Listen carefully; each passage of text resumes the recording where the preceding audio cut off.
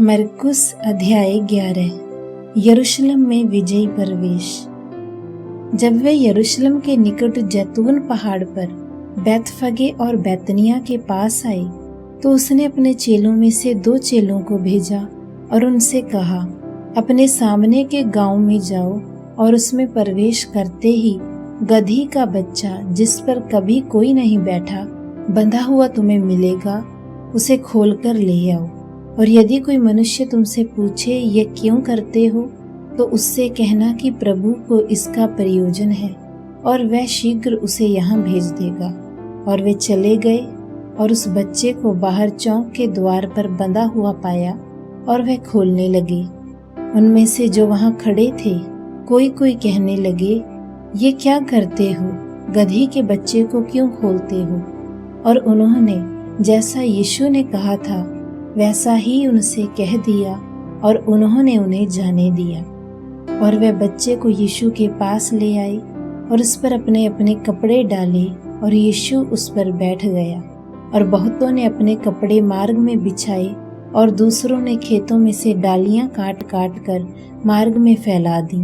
और जो उसके आगे आगे जाते और पीछे पीछे चले आते थे पुकार पुकार कर कह रहे थे, होसन्ना, धन्य है वह जो प्रभु के नाम से आता है, हमारे पिता दाऊद का राज्य जो प्रभु के नाम से आता है, धन्य है, आकाश में होसन्ना। और यीशु ने यरूशलेम में प्रवेश किया और मंदिर में गया।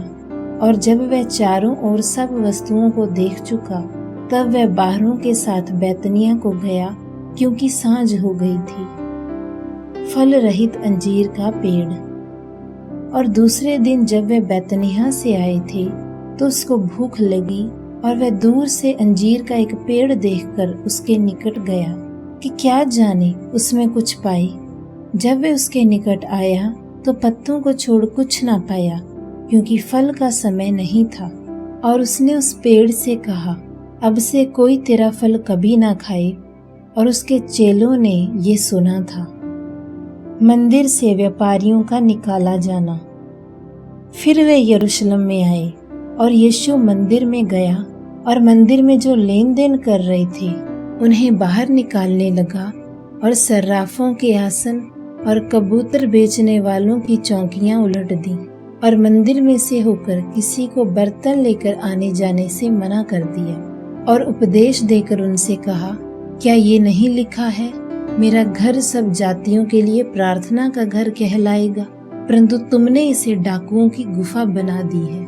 और शास्त्रियों और प्रधान याजकों ने इसे सुना और अवसर ढूंढने लगे कि वे उसे कैसे नाश कर सकते हैं, क्योंकि उससे डरते थे, इसलिए कि सब लोग उसके उपदेश से चकित होते थे। और प्रतिदिन सांझ होते ही वह नगर से बाहर जाया करता था। सूखे अंजीर के पेड़ से शिक्षा। और भोर को जब वे उधर से जाते थे तो उन्होंने उस अंजीर के पेड़ को जड़ तक सूखा हुआ देखा। और पतरस को वह बात स्मरण आई और उसने उससे कहा, हे रब्बी, देख, ये अंजीर का पेड़ जिसे तूने शाप दिया था सूख गया है।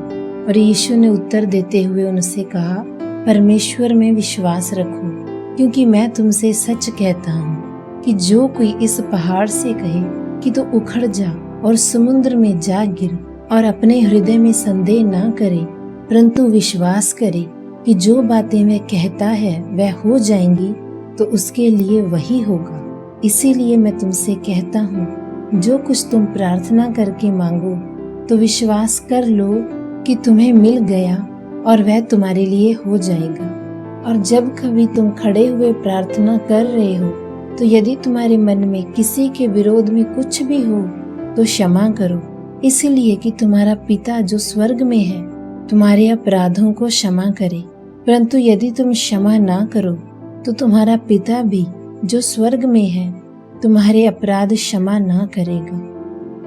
यीशु के अधिकार पर प्रश्न।